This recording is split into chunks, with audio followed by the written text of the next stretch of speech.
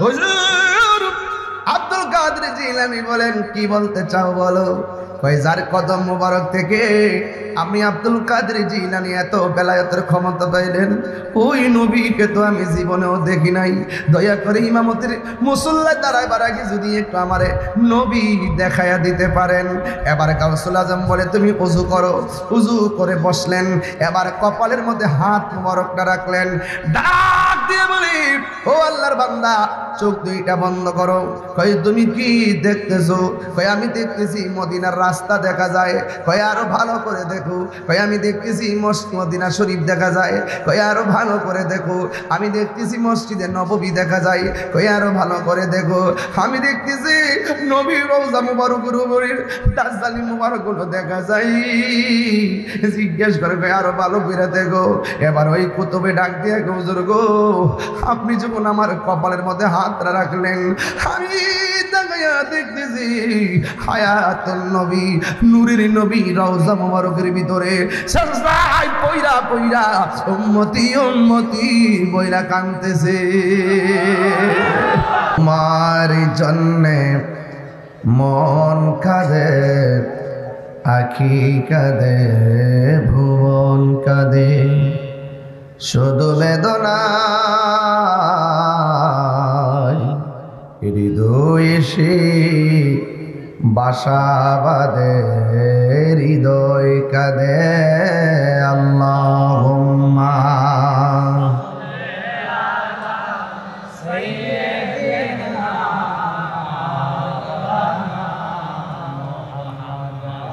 ওয়া আলা আলি সাইয়্যিদিনা।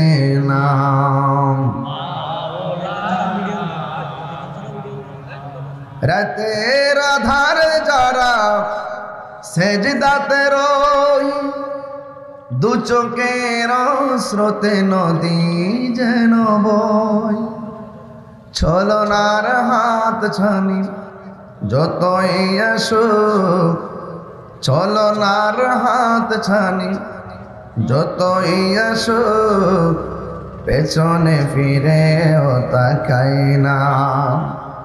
আল্লাহর প্রেম ছাড়া এই দুনিয়ায় কারো কাছে কোনো কিছু চাই না।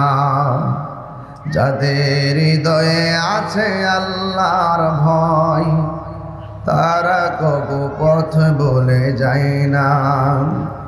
আল্লাহর প্রেম ছাড়া এই দুনিয়ায় কারো কাছে কোনো কিছু চাই না। আল্লাহুম্মা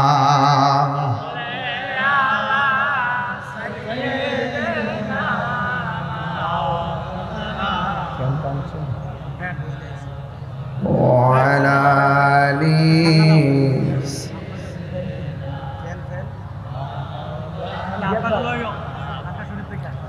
লা ইলাহা ইল্লাল্লাহ, লা ইলাহা ইল্লাল্লাহ, আযুর লা ইলাহা ইল্লাল্লাহ, লা ইলাহা ইল্লাল্লাহ, লা ইলাহা ইল্লাল্লাহ, মুহাম্মাদুর রাসূলুল্লাহ সাল্লাল্লাহু আলাইহি ওয়াসাল্লাম। সকলে একটু মহব্বতে জিকির করেন, আল্লাহ আল্লাহ আল্লাহ আল্লাহ আল্লাহ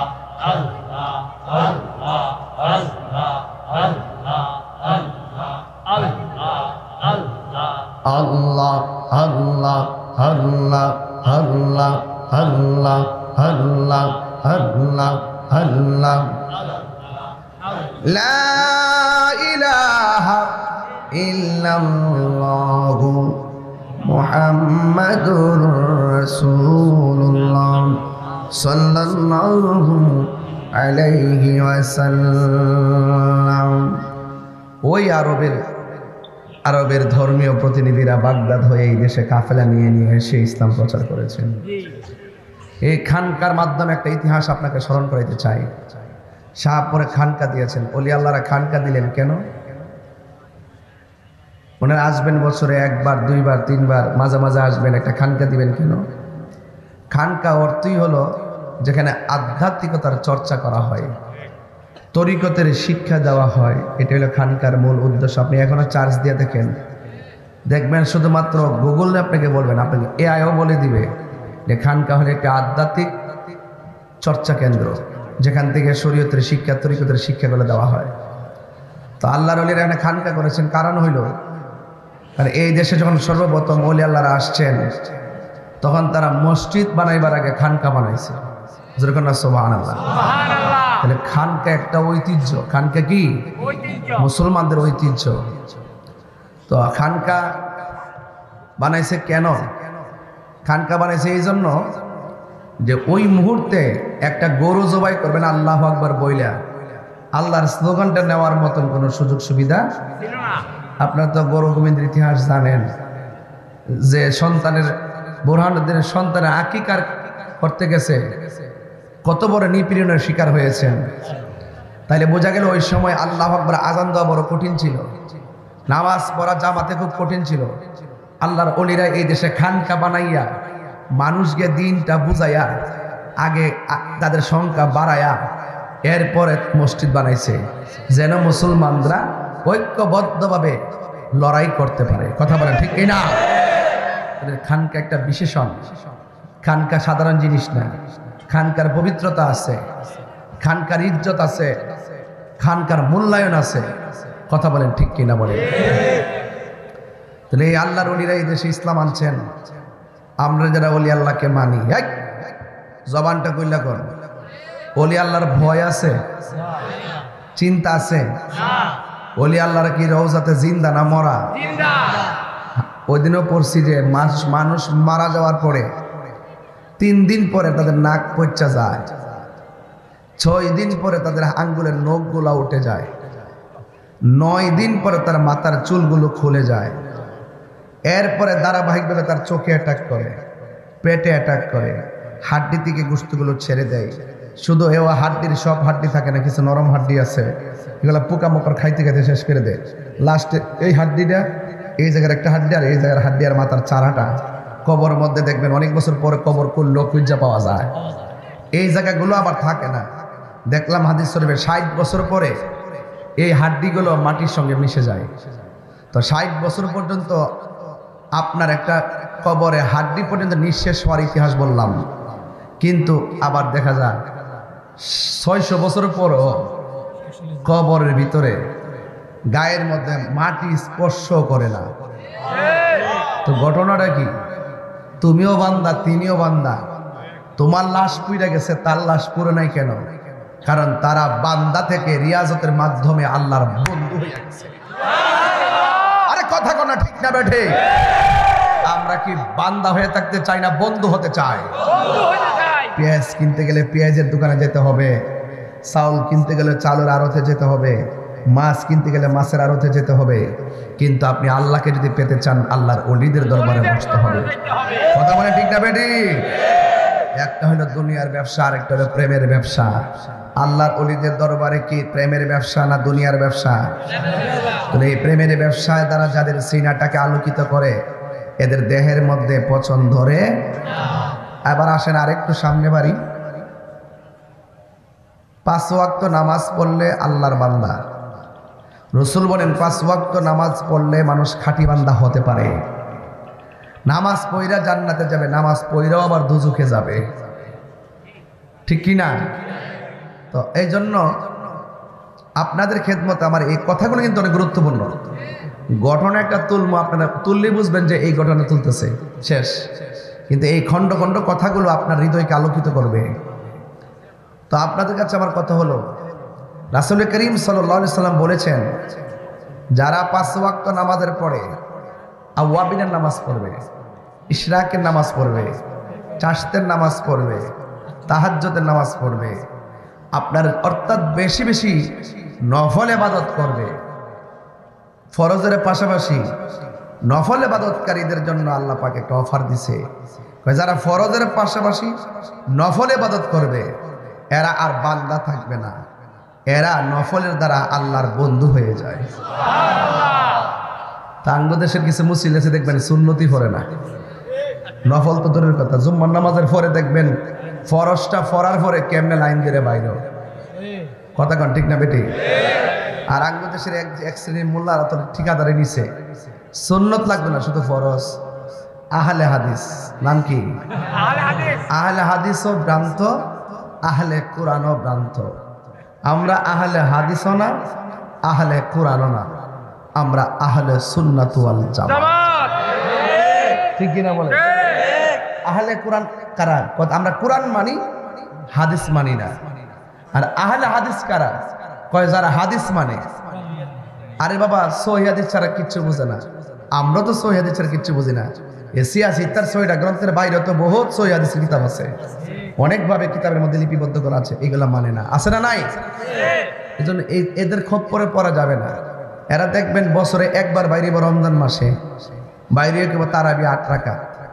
এখনকার কোনো বক্তব্য আছে? এদের কার খুঁজে পাওয়া যায়? এরা সিজনালি বক্তা, এখানে সবাই শুনবে আলহামদুলিল্লাহ। আর মাঝে মাঝে যে কিছু চিটাদান থাকবে, ভালো দানের দরে বিক্রি হবে ইনশাআল্লাহ।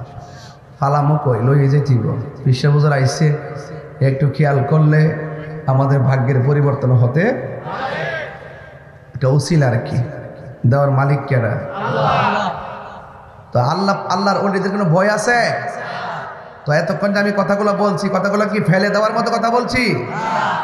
এগুলাই ওয়াজ, এগুলো কি ওয়াজ। আল্লাহ রাব্বুল আলামিন বলেন, আলা ইন্না আউলিয়া আল্লাহি লা খাউফুন আলাইহিম ওয়ালা হুম ইয়াহজানুন। আল্লাহ রাব্বুল আলামিন বলেন, সাবধান, আমি আল্লাহর বন্ধু যারা হবে দুনিয়াতে তাদের কোনো ভয় নাই, আখিরাতে তাদের কোনো চিন্তা নাই। আল্লাহর বন্ধু হলো তারা যারা ঈমানদার। যারা ঈমানদার হবে, ওই আল্লাহর বন্ধু যারা হবে, আমার আল্লাহ বলেন এরা ডানে বিপদ, বামে বিপদ, সামনে বিপদ, পিছনে বিপদ।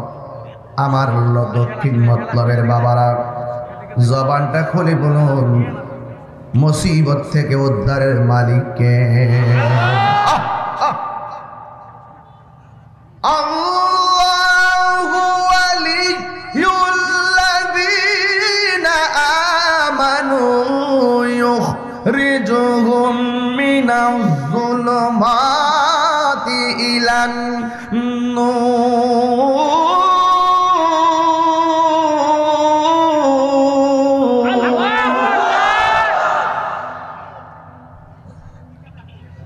আল্লাহ রাব্বুল আলামিনের বন্ধু হলো তারা যারা ঈমান এনেছে। তাইলে বোঝা গেল ঈমানদার ছাড়া বন্ধু হওয়া যায় না। আল্লাহ রাব্বুল আলামিন বলেন, যারা আমার বন্ধু হয়ে যাবে, আমি আল্লাহ তাদেরকে অন্ধকার থেকে বের করে আলোর দিকে নিয়ে যাব। আপনারা জবান খুলে বলেন, হেদায়েতের মালিক কে? আল্লাহর ওলি কারা হয় জানেন? আল্লাহর ওলি তারা হয় যারা আল্লাহকে ভয় করে। কাকে ভয় করে? ওয়া'লামু আন্নাল্লাহা মা'আল মুত্তাকিন।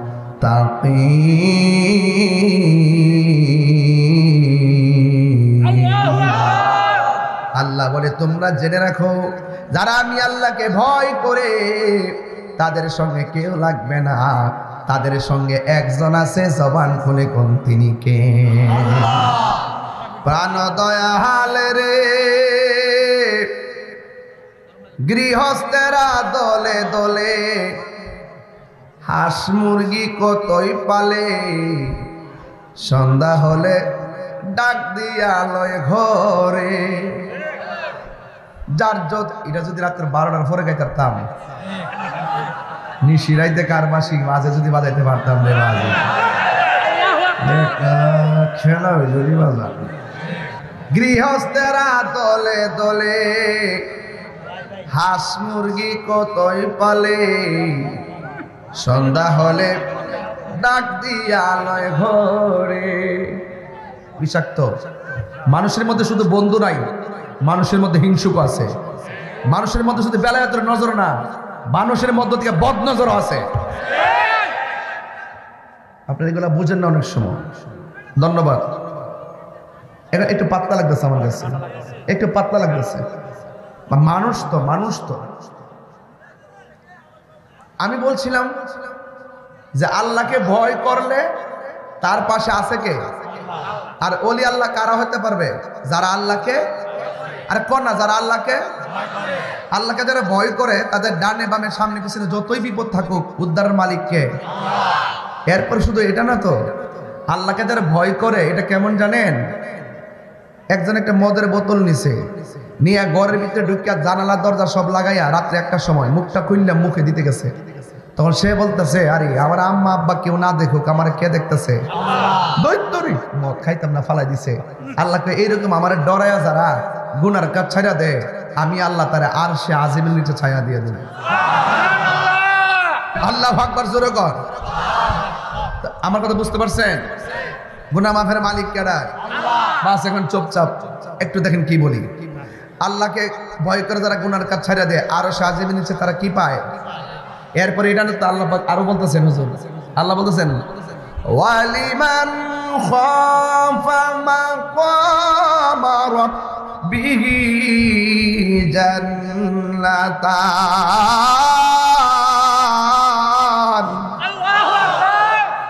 আল্লাহ রাব্বুল আলামিন বলেন, যারা আমাকে ভয় করে গুনার কাজ ছেড়ে দেয়, আমাকে ভয় করে যারা ইবাদত করে, আমি আল্লাহ তাদেরকে দুইটা জান্নাত দান করি।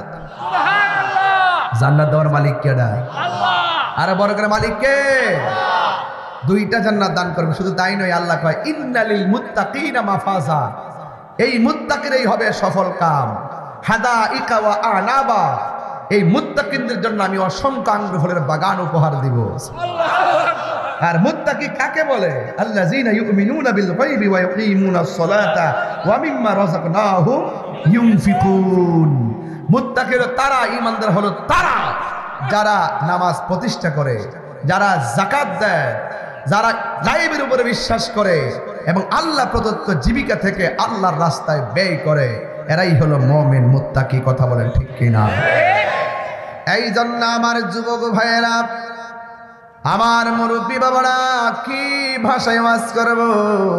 আল্লাহ রাব্বুল আলামিন বলেন, যালিকাল কিতাবু লা রাইবা ফীহি হুদাল লিল মুত্তাকিন। এই কোরআনটা হলো এমন একটা গ্রন্থ যে এই কোরআনের মধ্যে কোনো সন্দেহ নাই, এই কোরআনটা মুত্তাকিনদের জন্য হেদায়েত স্বরূপ।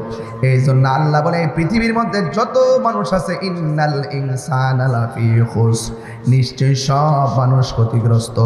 দুইটা কোয়ালিটি যে ব্যক্তির মাঝে থাকবে, এই লোকটা হলো জান্নাতি। আল্লাহ বলেন সব মানুষ ক্ষতিগ্রস্ত, ইল্লাল্লাযিনা আমানু ওয়া আমিলুস সালিহাত, যারা ঈমানদার, যারা নেক আমল করে, তারা ছাড়া পৃথিবীতে যত মানুষ আছে সব ক্ষতিগ্রস্ত। কেউ টাকার মাধ্যমে ক্ষতিগ্রস্ত, কেউ ঈমান বিধ্বংসী হইয়া ঈমান হারাইয়া ক্ষতিগ্রস্ত, কেউ আল্লাহর সঙ্গে নাফরমানি করে ক্ষতিগ্রস্ত। একমাত্র জান্নাতের শুভ সংবাদ ঈমানদারের জন্য। আল্লাহ বলছেন, ওয়াবাশশিরিল্লাযীনা আমানু ওয়া আমিলুস সালিহাতি আন্না লাহুম জান্নাতিন তাজরি মিন তাহতিহাল আনহার। আল্লাহ রাব্বুল আলামিন বলেন, জান্নাতের শুভ সংবাদ তাদের জন্য যারা ঈমানদার এবং যারা নেক আমল করে। এই জন্য সবাই জবান খুলে বলুন, আমরা কি ঈমানদার না বেঈমান? আর বড় করে বলুন, ঈমানদার না বেঈমান? ঈমানদারের নামাজের দরকার আছে না নাই? রোজার দরকার আছে না নাই? এই জন্য আমার যুবক, ঈমানদার কাকে বলে? ঈমানদার তাকে বলা হয় যারা আল্লাহকে মানার মতো মানে, যারা নবীকে মানার মতো মানে। এই জন্য আল্লাহকে যদি চিনতে চান, নবীরে যদি চিনতে চান, তাইলে যারা আল্লাহকে চিনে, নবীকে চিনে, তাদের কাছে যেতে হবে। আর তারা হলো আল্লাহর ওলিদের দরবার। ঠিক কিনা? বাসনা নাই? এই জন্য আমি তো আল্লাহরে চিনি না, যিনি চিনি তার কাছে যাওয়ার দরকার আছে না নাই? এই জন্য জবান খুলে বলেন ওলি আল্লাহরা কি মরা না জিন্দা? আপনারা জবান খুলে বলেন ওলি আল্লাহদেরকে গ্যারান্টি দিয়েছে কে? ওলি আল্লাহর মধ্যে একজন ওলি ছিলেন যার নাম হলো গৌসুল আজম আব্দুল কাদের। ইনি কি রিয়াজতের ওলি না মাদারজাত ওলি? আর জবান খুলেন কি ওলি? মাদারজাত ওলি কাকে বলে? যারা মায়ের পেট থেকে ওলি হইয়া দুনিয়াতে আসে এদেরকে মাদারজাত ওলি বলা হয়। বন্ধুরে আমার ও মতলবের বাবা, ওলি আল্লাহদের সংস্পর্শে যাবেন, ওলি আল্লাহদেরকে বেশি বেশি করে মহব্বত করবেন। আল্লাহর ওলিদের মধ্যে একজন ওলি যার নাম হলো হযরতে গাউসুল আজম আব্দুল কাদের। আরো জোরগণ, এই পৃথিবীর মধ্যে দুইটা সন্তান, একটা সন্তান মার পেটের মধ্যে থাইকা মারে ডাক দিয়ে কইতো আম্মা আপনি কখন ঘুমাবেন? মা বলতো আমি এতটা সময় ঘুমাবো। এবার মাকে ডাক দিয়ে বলতে মা আপনি কখন খাবেন? সন্তানের কথা শুনে মা উত্তর দিতেন। এর মানে হলো সন্তান মার পেটে থাইকা মার সঙ্গে কথা বলতো, মাকে বলতো কখন খাবেন, কখন ঘুমাবেন, কোথায় যাবেন। এখন বলবেন হুজুর সন্তানটাকে, মাটাকে, মায়ের নাম হলো মরিয়ম, সন্তানের নাম হলো হযরতে ঈসা রুহুল্লাহ। আল্লাহু আকবার। এরপরে এই পৃথিবীতে আর একটা সন্তান, যেই সন্তানটা মার পেটে থাকা অবস্থায় মা যখন হাসি দিত, সন্তান পেটের ভিতর থেকে হাসির উত্তর দিত। এখন বলবেন হুজুর মায়ের নামটা কি? মার নাম হলো উম্মুল খায়ের ফাতেমা সানি। আর সন্তানটার নাম কি? সন্তানটার নাম হলো হুজুর আব্দুল কাদের জিলানী। সুবহানাল্লাহ করে রে। মুসা ঈসা আইয়ুব নবী ইউসুফ আর জুলেখা আশিক আশিকা লাইলি মজনু জপে ইসকা লা ইলাহা জপে ইসকা ইল্লাল্লাহ। মা ফাতেমা হাসান হুসাইন খাজা ওসমান হারুনি, মা ফাতেমা হাসান হুসাইন খাজা ওসমান হারুনি, শেখ মোহাম্মদ মুহিউদ্দিন আব্দুল কাদের জিলানী, আব্দুল কাদের জিলানী। মুর্শিদের দোলা আমি পরব গলার মালা, মুর্শিদের দোলা আমি পরব গলার মালা, আখেরাতে পাই যেন তোমারে। ও গো আমার বড় পীর পিরানে পীর দস্তগীর, ও গো আমার বড় পীর পিরানে পীর দস্তগীর, নয়ন জোড়াই তোমার দিদারে। হাই রে ও মতলবের বাবা, গাউসুল আজম আব্দুল কাদের জিলানী রাস্তা দিয়া গেলে এক শ্রেণীর মানুষ বলতো রোড কিলার করো, রোড কিলার করো, মাদুল একটা বিছায়া দাও, আল্লাহর ওলি বসবে। উপস্থিত মানুষ কয় হুজুর কে আইসা যেন আমরা বলছে রাস্তা ক্লিয়ার করার জন্য, কিন্তু মানুষ দেখলাম না। কে যেন আমরা কইছে মাদুল বিছায়া দেওয়ার জন্য, কিন্তু আমরা তো মানুষ দেখলাম না, কণ্ঠ শুনলাম। আব্দুল কাদের জিলানী রহমাতুল্লাহ আলাইহি বলে এটা মানুষ না রে, আমার আল্লাহ একটা ফেরেশতা লাগায়া রাখছে। আল্লাহু আকবার।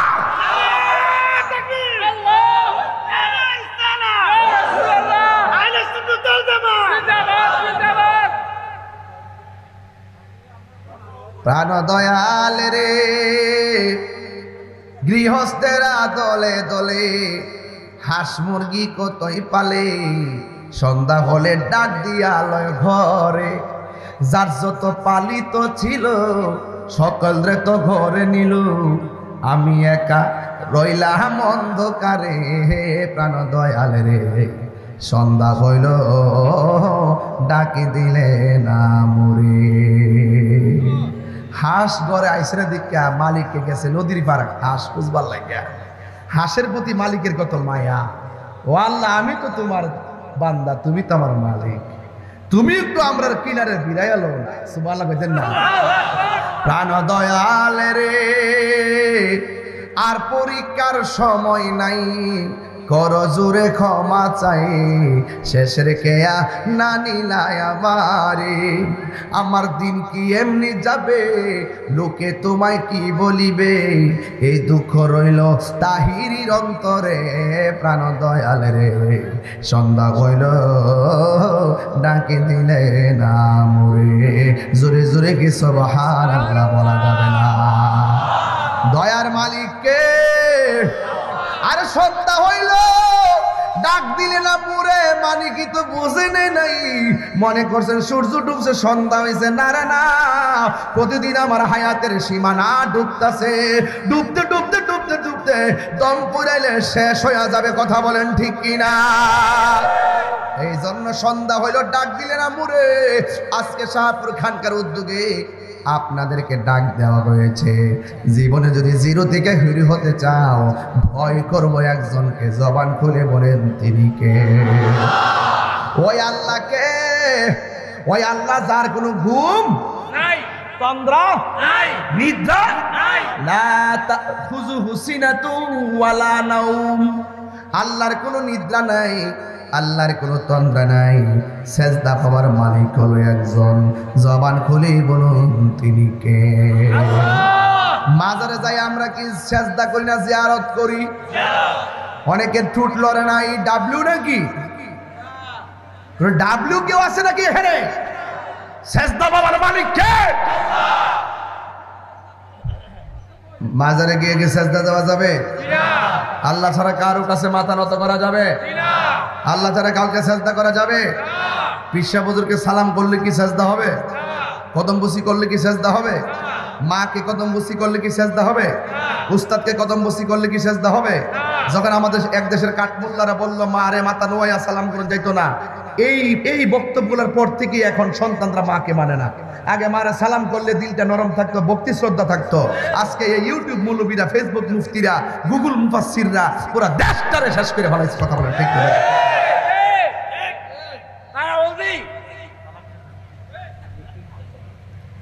আগে আমরা পরীক্ষার সময় মারা সালাম করছি না? এখন ইউটিউবে ফুলাবান শূন্য কন নয়া সালাম দিলে শিরিক হয়ে যাবো। মাথা নোয়ান যেত না, হয় মাথা নিচু করলে নাকি শিরিক হয়ে যাবো। আমি বলি যে তারা শিরিকের সংজ্ঞাই জানে না। কথা বলেন ঠিক না বেটি? বলি আল্লাহর দরবারে গিয়া কি সাজদা করা যাবে? আল্লাহ ছাড়া কি তাকে আল্লাহ মনে করা যাবে? হ্যাঁ, তা আমরা কি সাজদা করি? বলি আল্লাহর কি আল্লাহ মনে করি? তৈরি বেটা তাহিরে মাজার বাজারে কসকের লেগে না, এটা ষড়যন্ত্র। এটা কি? এটা ষড়যন্ত্র। মানে অনলাইনে প্রচার করতে করতে এমন একটা অবস্থা তৈরি করছে, আমরা হেরা মাজার পূজারি বানিয়েছে। আমরা বলে মাজার পূজা করি, আর আল্লাহর যে খেলা বছরটা ঘুরতে পারছে না, হেরারে আল্লাহ মন্দির পূজারি অকরে মন্দিরের সামনে নিয়ে ফেলাইছে। কথা ঠিক না? মন্দিরে যে ভাড়া দিতেছে, প্রসাদ খাইতেছে, রোজা আর পূজা বলে এক কতই নাউজুবিল্লাহ জোরা নগই ভাই। মুদ্রার এ ফিট আর ও ফুট বলে মুসলমানদের ভিতরে বাইরে কি আল্লাহ ছাড়া কেউ আছে? তাহলে এবার এক মুসলমানের বাইরে আবার আল্লাহ, ভিতরে ভগবান, ভিতরে আল্লাহ, বাইরে ভগবান। মুদ্রার এ পিঠ আর ও পিঠ বলতে কি বুঝাইছো? শোনার চান? আমরা তো সারা জীবন বলছি হিন্দু মন্দিরে যাবে, বৌদ্ধ মসজিদ বুদ্ধ পেগোড়ায় যাবে, খ্রিস্টান গির্জায় যাবে, মুসলমান মসজিদে যাবে, হিন্দুদেরকে আমরা নিরাপত্তা দিব। আর তোমরা যে হঠাৎ করে লুঙ্গি নিচে থাকছিলে সারা জীবন দেখছি লুঙ্গি নিচে ঢুকে ঢুকে চা বিস্কিট খাইছো, কফি খাইছো, বিস্কুট খাইছো, খাইয়া ওখানে এসে ইসলামের এজেন্ডা লো এমন ভাবে নামছো, ব্যবসা এমন ভাবে শুরু করছো, মনে হইতেছে একমাত্র তোমরাই মনে হয় দেশের ইসলাম প্রিয় লোক। আসলে তোমরা ইসলাম প্রিয় লোক না, তোমরা হলো সুবিধাবাদ মুনাফিক। কথা বলেন ঠিক কিনা? বেটা মন্দিরে যায় এখন এত সারা জীবন কইছে যে বিগত সরকার ইন্ডিয়া হয়ে গেছে, ইন্ডিয়ার দালাল হয়ে গেছে, ওখানে ইন্ডিয়ার খুশি করে বলে তোমরা মন্দিরের সামনে যাও কেমনে? আমরা এটি বুঝি না। বোঝা গেল এই মস্ত দইরা রাখবার লাগা। হ্যাঁ, সব দেশের লোকই উপেন গোপন সম্পর্ক লাগে। কথা কন ঠিক না বেটি? এটা আমরা বুঝি, বুঝেই পড়ে চলছি। তবে আমরা কূটনীতি বুঝি। আমরা রাজনীতিতে করি এটা না, আমরা রাজনীতি করি না, কিন্তু কূটনীতিটা বুঝি। কূটনীতি হলো এই দেশকে যদি ভালো করে চালাইতে হয়, পার্শ্ববর্তী দেশের সঙ্গে ভালো আচরণ করতে হবে, পার্শ্ববর্তী দেশের সঙ্গে সুসম্পর্ক রাখতে হবে। নাইলে যুদ্ধ পেতে গেলে, বর্ডারের রাষ্ট্র যদি যুদ্ধ পেতে যায়, কোনো দেশে শান্তি হয় না। এই জন্য এই দেশের 3 পাশে হলো ভারত। এই ভারতের সঙ্গে আমাদের কূটনৈতিক সম্পর্ক ভালো হওয়া লাগবে। তবে ভারত হোক, পাকিস্তান হোক, আমেরিকা হোক, লন্ডন হোক, যে কোনো দেশ আমার বাংলাদেশের ইঞ্চি ইঞ্চি মাটি নিয়ে যদি কোনো ষড়যন্ত্র করে, আমার দেশে যদি ধর্মান্ধতা ছড়ায়, আমার দেশে যদি ধর্মদ্রোহিতা ছড়ায়, এবং এই দেশের ইঞ্চি ইঞ্চি মাটি যারা ইসলামকে সত্যিকার অর্থে যারা লালন করি ধারণ করি, আমরা তাদের বিরুদ্ধে যুদ্ধ করতে রাজি আছি।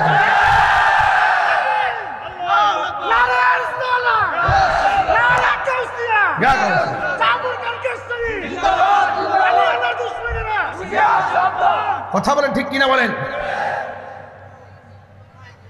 এমক বালা না তমক বালা, ক্ষমতার লেগে সব, হ্যাঁ সব বুঝি, সব বুঝে এ পর্যন্ত আইসি। এই জন্য আমার একজনকে, হুজুর এখন তো দেশের পরিস্থিতি ভালো না, আপনি একটু বুঝা ওয়াজ করেন। আগে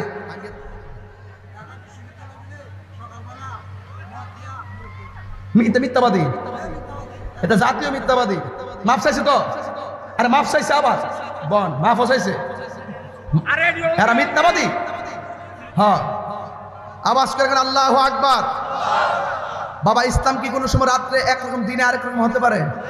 তো তুমি যদি ইসলাম ইসলাম করো তাহলে এতদিন আসলা করো, ফলাই আসলা কি লেগা? আমি যে সুন্নি, স্বাধীনতার আগে আমরা কইছি সুন্নি, স্বাধীনতার পরও কই সুন্নি, কিয়ামত পর্যন্ত বলবো সুন্নি। আমরা কখনো গোপন করি না। এই জন্য বাংলাদেশের আহলুস সুন্নাত ওয়াল জামাত যারা সুন্নি আছে, এই সুন্নিরা আগে যেমন করে দেশকে লালন করেছে, যেমন করে ধর্মকে পালন করেছে, এখনো সেইভাবে আছে। একমাত্র এই বাংলাদেশে একমাত্র শান্তিপ্রিয় দল আহলুস সুন্নাত ওয়াল জামাত। কথা বলেন ঠিক?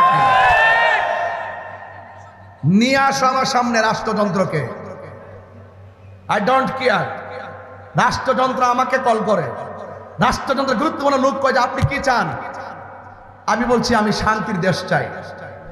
মব ভায়োলেন্স বন্ধ করতে হবে, প্রকাশ্য মানুষকে মেরে ফেলা বন্ধ করতে হবে, প্রতিহিংসার রাজনীতি বন্ধ করতে হবে, কিছু হলে ট্যাগ দেওয়া বন্ধ করতে হবে। কথা বলেন ঠিক কিনা বলেন? তো এই জন্য আমি অনুরোধ করে বলবো, এই দেশটা সবার, সবাই মিলেমিশে দেশটাকে সাজান। গোপনে গোপনে বান্ডেল নীতি কম নিতেছেন। এমন তথ্য আসছে দেশের তো ৩৬৪-এর উপরে গার্মেন্টস সব একবারে বঙ্গোপসাগরে বাসায় দিচ্ছেন। লক্ষাধিক শ্রমিক এখন ঘরে বন্দী হয়ে গেছে। কি ক্ষমতার জন্য? সময়ে সবই বলবো। আমি বলবো কি, কেউ দেশে আসবে কেউ দেশে যাবে, কিন্তু মানুষের সরলতার অধিকার নিয়ে দুষ্টামি করার সুযোগ দেওয়া যাবে না। কথা বলেন ঠিক কিনা? আল্লাহর ওলির মাজার ৯০টা মাজার ভাঙছে, হুজুর খবর আছে কিনা জানি না। আমার প্রথম মাজার ভাঙতে গেছে বাবা শাহপুরানের। যারা দেশ ইসলাম আছে শাহপুরানের মাজার যখন ভাঙতে গেছে, আমরা কই বন্ডামি চলে। কোথায় চলে? কম মাজারে। আরে বেটা তোর মাথা হয়েছে, তুই মাথা ব্যথা হয়েছে, তুই ওষুধ খা, তুই কি গলা কেটে ফেলাই দিবে?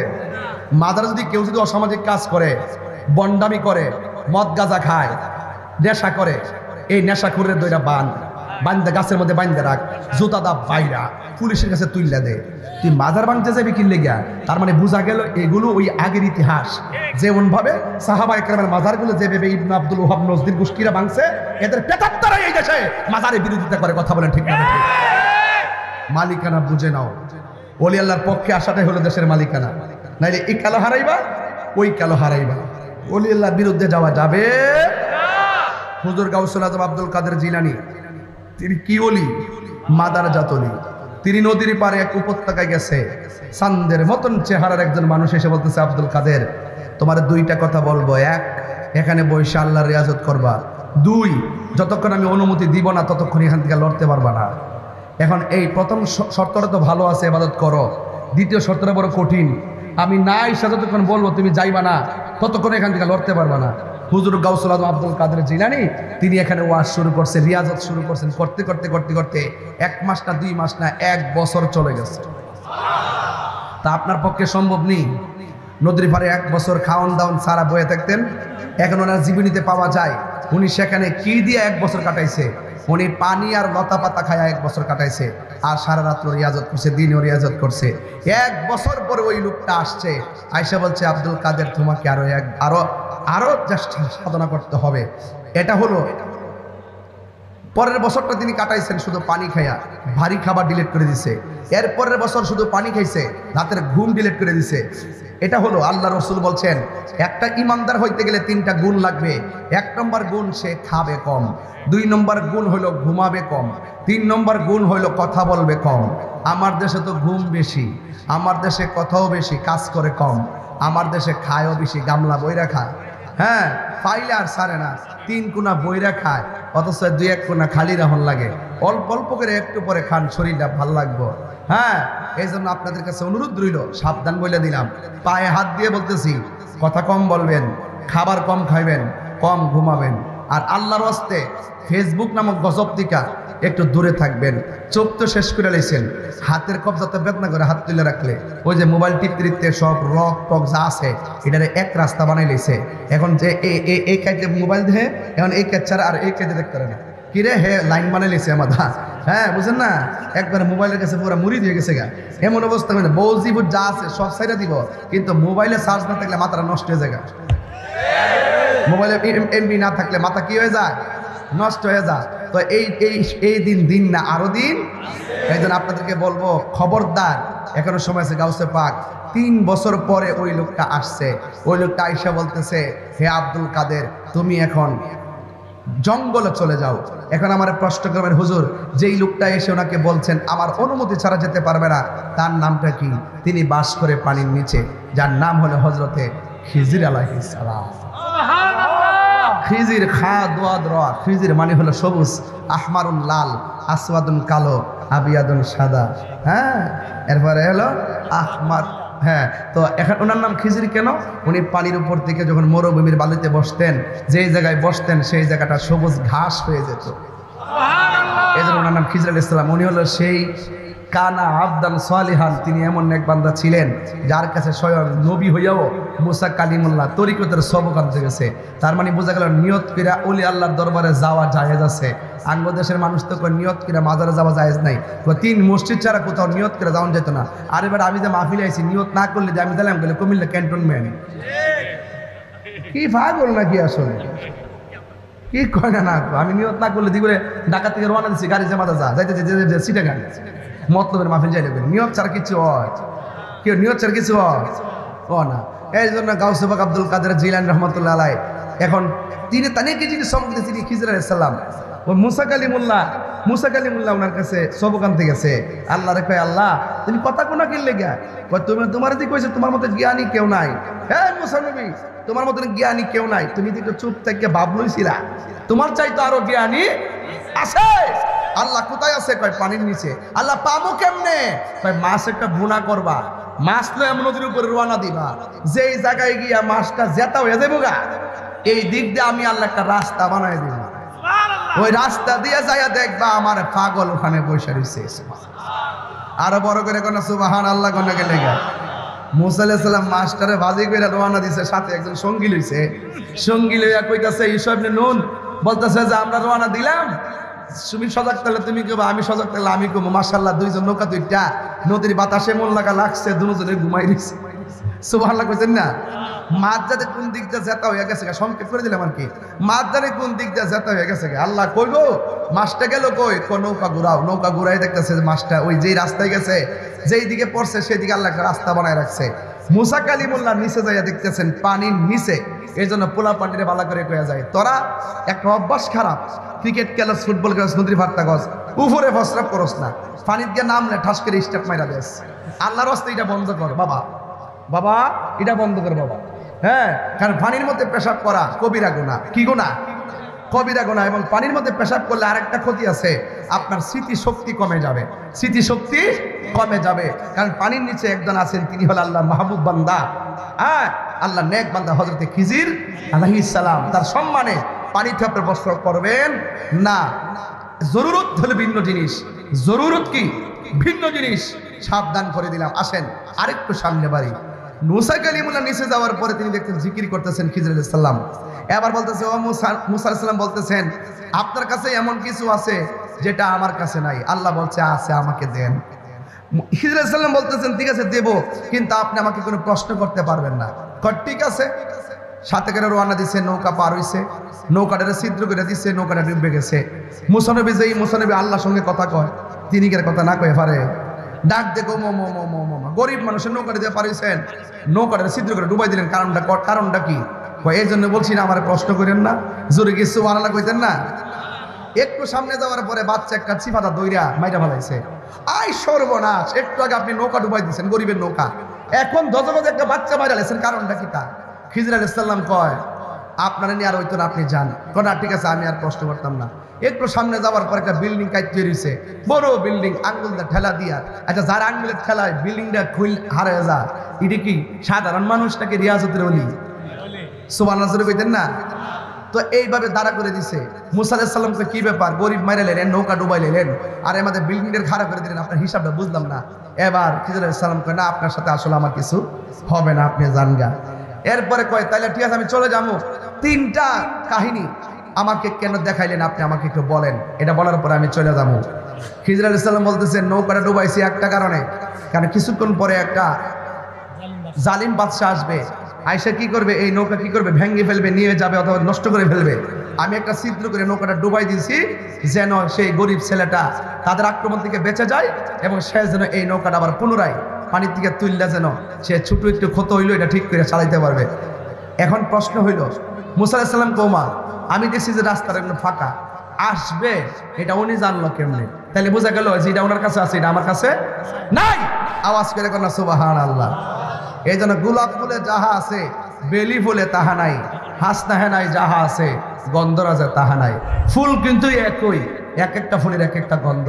বক্তা সবাই, পীর সবাই, কিন্তু এক একজন পীর মাশায়েখের এক একটা খাসিয়ত, এক একটা কোয়ালিটি, এক একটা সাধনা।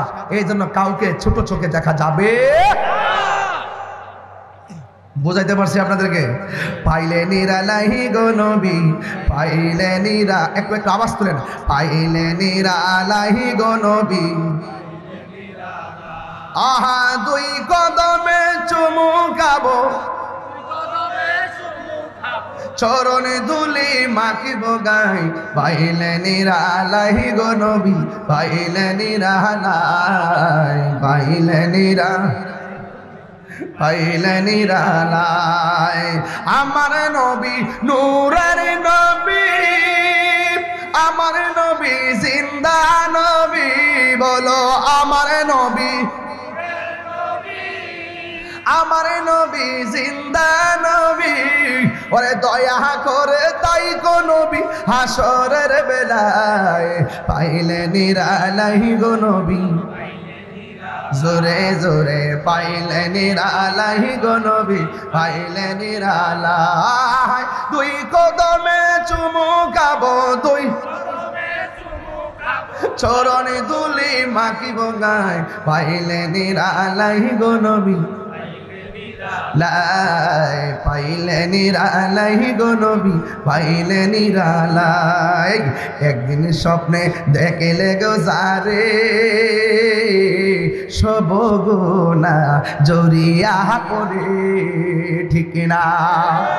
একদিন স্বপ্নে দেখলে যারে, সব গুনাহ জড়িয়া পড়ে। ওরে দয়া করে দিও দেখা মরণের বেলাই, বলো না দয়া লাই, পাইলে নিরা, আয় পাইলে নিরালাই গো নবী, পাইলে নিরালাই। দুই কদমে চুমু খাবো, চরণে ধুলি মাখবো গায়, পাইলে নিরালাই গো নবী, পাইলে নিরালাই, পাইলে নিরালাই গো নবী, পাইলে নিরালাই। জোরে জোরে গে আল্লাহু আকবার বলা যাবে না? হুজুর আব্দুল কাদের জিলানীকে শুধুমাত্র নদীর পারে কেন, জঙ্গলে যাব এই জন্যে, যার চেহারা দেখলাম মায়ার চেহারা, নূরের চেহারা, যিনি খিজির আলাইহিস সালাম, এই রূপের কাছে তিনি অবাক হয়ে গেলেন। তিনি একটা জঙ্গলের মধ্যে চলে গেলেন, যাইয়া লাগাতার 3 দিন তিনি রিয়াজত করলেন, পানিও খাই নাই, খাবারও খাই নাই। আল্লাহরে ডাকতে ডাকতে, জিকির করতে করতে গলাটা শুকাইয়া গেছে।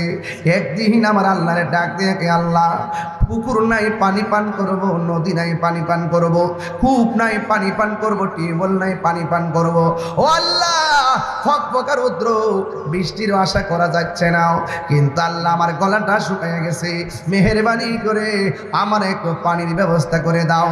আল্লাহকে বলে আল্লাহ রাব্বুল আলামিনকে ডাকার মতো ডাকলে আমার আল্লাহ শুনে কি শুনে না? মাল্লাহুল মাওলা ফালাউল কুল, তুমি আল্লাহর হয়ে যাও, সারা পৃথিবী তোমার হয়ে যাবে। বন্ধুরা রে আমার, এবার হুজুর গাউসুল আজম যেই মাত্র আল্লাহ পানি লাগবো, ওই মুহূর্তে আমার আল্লাহ তার বন্ধুরে খালি ফিরাইয়া দেয় না।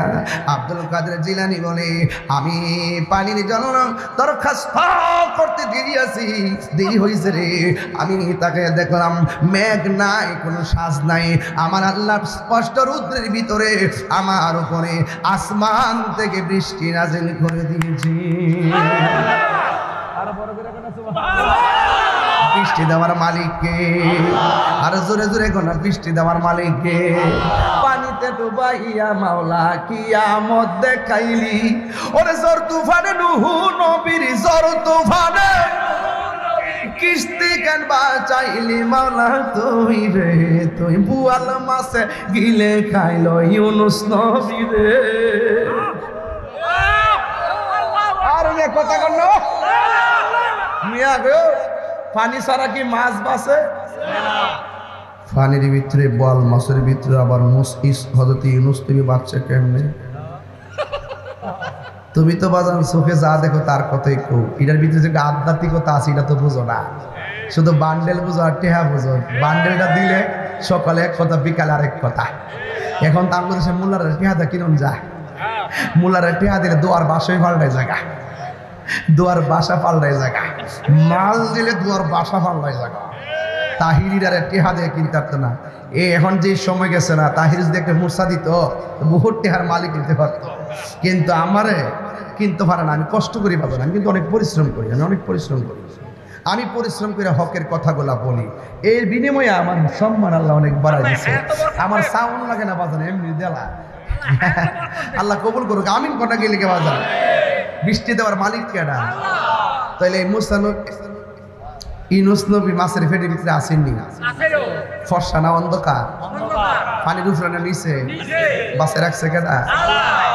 তুমি শরীয়তে বই রইছো, পানির তলে ডুব দিলে মরে জায়গা এটা বই রইছো, কবর গেলে লাশ পচা জায়গা এটা বই রইছো। ও মা 700 বছর বড় মানুষের কবর গেলে কিচ্ছুই হয় না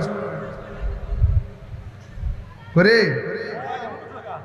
এই তোরা সিলাসিলি কারণ আমি ওয়াশটা মাঝে কথা কই না, ছেল্লা ওয়াশটা চালাই যায়, হেরা যেটা না বুঝে। এরপরে নদীর পাড়ে বয়াতে কাই মজা না ফোলা ভান্ডি শান্ত হয়ে যাচ্ছি। আর কত কইতো কি কয় না কয় বেড়াইতে। দিনের বেলা কারবাসি বাজে, বাঁশি বাজায় আমার দয়াল মুর্শিদ, কি মায়ার সুরে ডাকে রে আল্লাহ, দিনের বেলা কারবাসি বাজে। ঠিক নি রে বাজি? আগুন লাগছে কলবের ভিতরে, উপরে রুদ্র দিলে ওইব কি আল্লাহ, দিনের বেলা কারবাসি বাজে। জুরি কি আল্লাহ আকবার কোন যাইত না? প্রেমের আগুন জলে দ্বিগুণ রে দয়াল, জল দিলে নিবে না। হাই রে বাবা সাউন্ড একটু তুলে দে। প্রেমের আগুন জলে দ্বিগুণ রে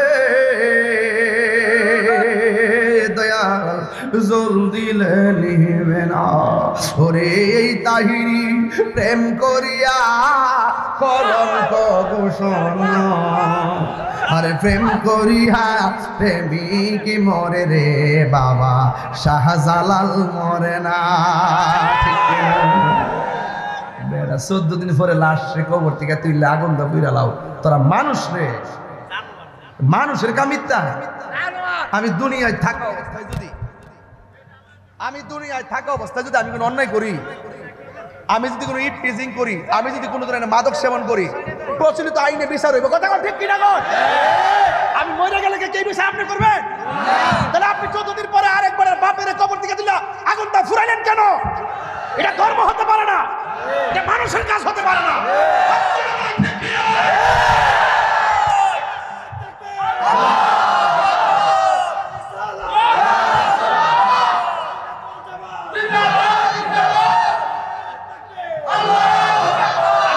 পরিষ্কার ভাষা বলছেন, আপনি ধর্মান্ধ কেন জানেন? আপনার ভিতরে মায়া নাই কেন জানেন? আপনার ভিতরে দয়া নাই কেন জানেন? আপনার ভিতরে মানবতা নাই কেন জানেন? কারণ আপনাদের সবগুলো ওলি আল্লাহর চরণের সুহবত থেকে বঞ্চিত। ওলি আল্লাহর দরবারে যান, যাওয়ার পরে দেখবেন আপনার দিল নরম হয়ে যাবে। আপনারা বলেন ঠিক কি না বলেন?